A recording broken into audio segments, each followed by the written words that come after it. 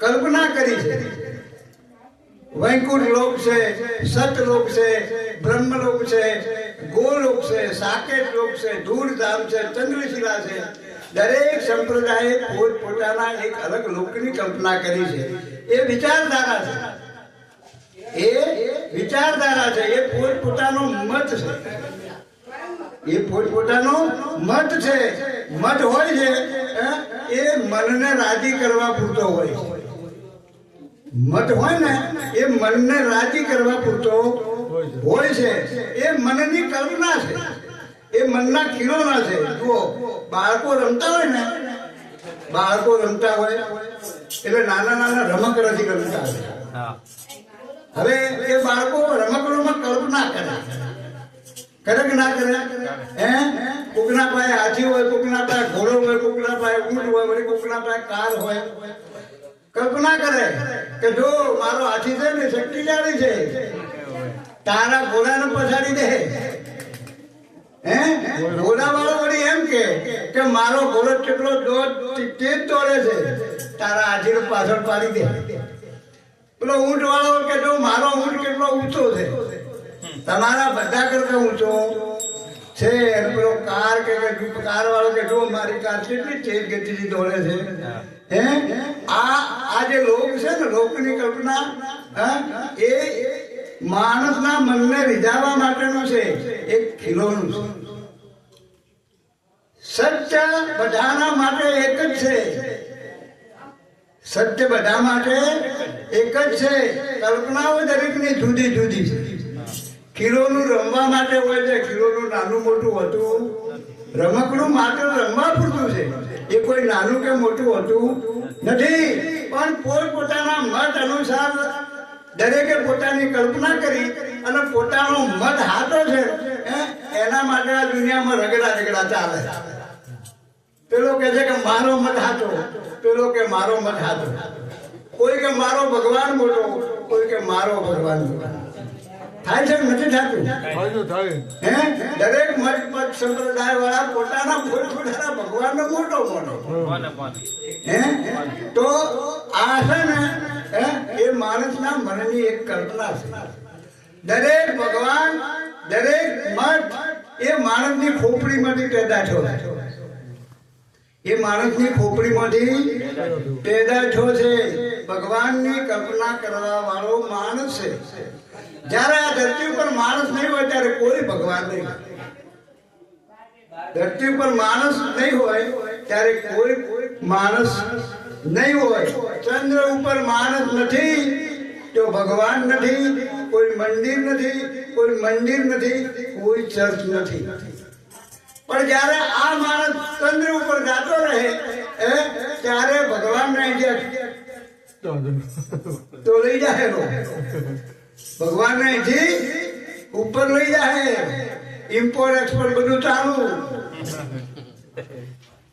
એટલે માણસ ની ખોપડીમાંથી બધા વિચારો, બધા સંપ્રદાયો, બધા જ પંથો નીકળ્યા છે. પણ સત્ય માત્ર એક છે, સત્ય માત્ર એક છે. એટલા માટે કહે છે કે દિલ નહીં ખોજ, દિલે મેં ખોજ, વહી હે ગરિમા રામ. તારા અંદર ખોજ, તારી અંદર ખોજ. ભગવાન તને ક્યાં મળશે? બહાર ફરવાથી તને કઈ મળશે નહીં. જબ તક દિલ પર દિલ નહીં તબ તબ સબ સુખ નહીં. હવે આપણું દિલ ક્યાં છે?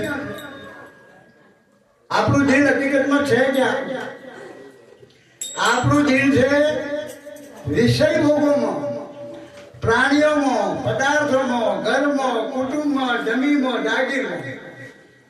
આપણું દિલ ક્યાં છે ને? આપણું દિલ આપણી અંદર છે નહીં. પણ એ આપણને ખબર નથી કે જો આપણે મન લગાવ્યું છે એ વસ્તુ કાયમ માટેની નિત્ય છે નહીં. પરંતુ આપણે મન તો લગાવ્યું છે, આપણે મન તો લગાવ્યું છે. તો કે છે હવે કરવાનું શું? તો હવે કરવાનું કે છે શું? તો કે તન સે કામ मन से राम, कहे कबीर सरे जो काम. આ શરીર મળ્યું છે તો શરીરથી પુરુષાર્થ કરો, મહેનત કરો, અને મનથી આત્મચિંતન કરો.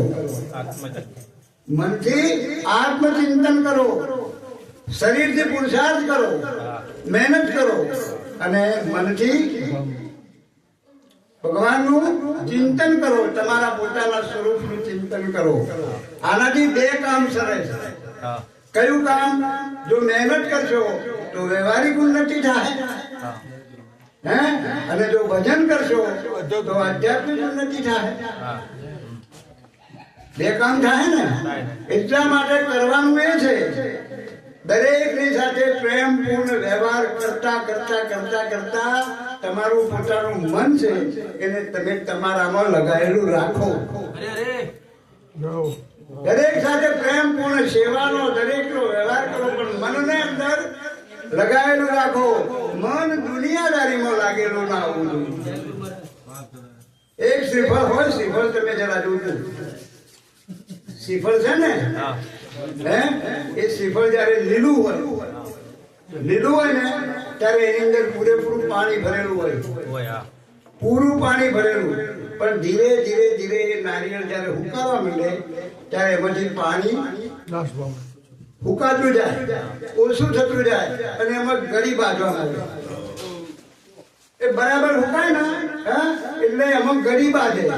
એ ગળી એક બાજુ ગળી હોય અને એની અંદર પાણી હોય, અને બરાબર જયારે પાકી હુકાઈ જાય, પૂરેપૂરું પાકે ત્યારે એ પાણી બિલકુલ હુકાઈ જાય, અને એ ગળી છે ને એ શ્રીફળથી છૂટી પડી જાય.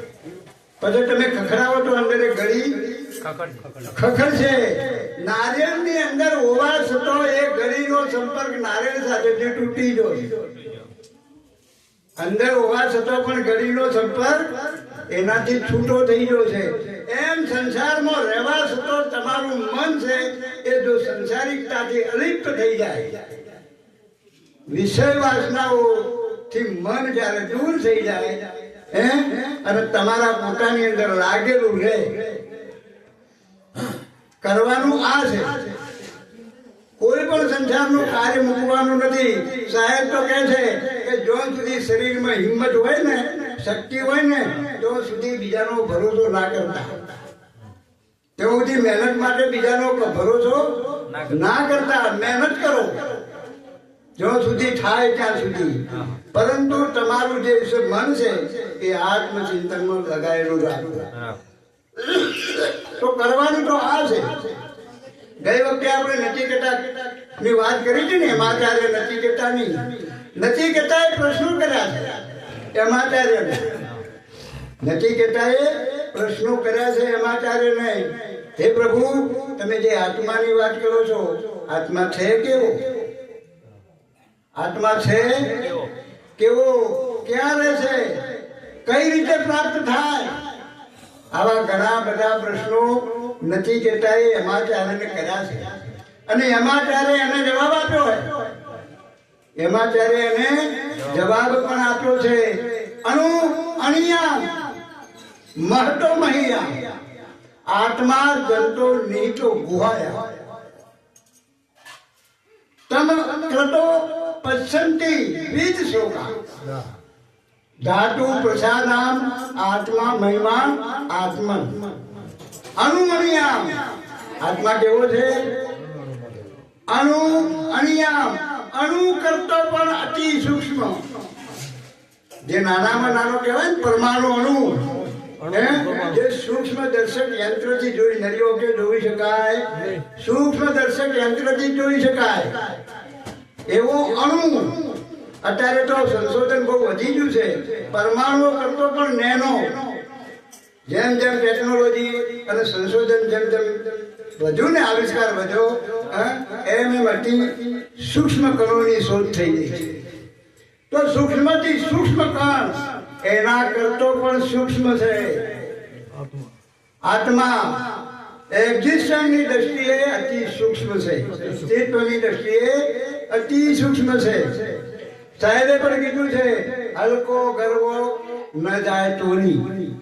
હલકો છે, વજનદાર છે, એનું તોલ માપ થાતું નથી. કાળો છે, ગોરો છે, ભારે છે, લોગો છે, ટૂંકો છે, એનું કોઈ માપ થઈ શકે એમ નથી. કેમ કે આ ભૌતિક પદાર્થ છે. ભૌતિક મેજરથી એને માપી શકાય એમ છે નહીં. અભૌતિક પદાર્થ છે એટલે ભૌતિક માપદંડથી એને માપી શકાય એમ નથી. એટલે એક્ઝિસ્ટન્સની દ્રષ્ટિએ અણુ કરતો પણ અતિ સૂક્ષ્મ છે.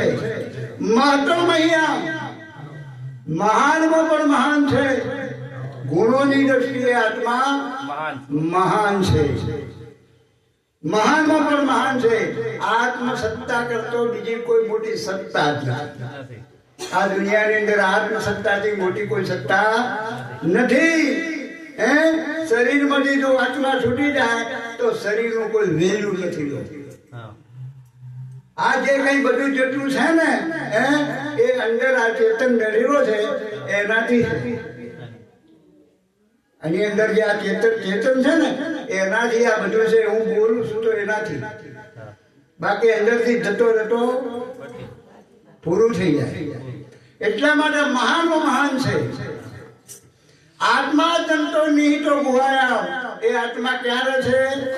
જંતુ પ્રાણીઓના હૃદયની અંદર હૃદય ગુફાઓ છે. ક્યાં છે? પ્રાણીઓની હૃદય ગુફાની અંદર રહે છે. ઉપનિષદમાં આત્મા વિશે ઘણી વાતો આવી છે. એક શિષ્ય એક ગુરુને પણ પૂછ્યું છે કે પ્રભુ આત્મા કેવો છે? ત્યારે ગુરુ મહારાજે એને જવાબ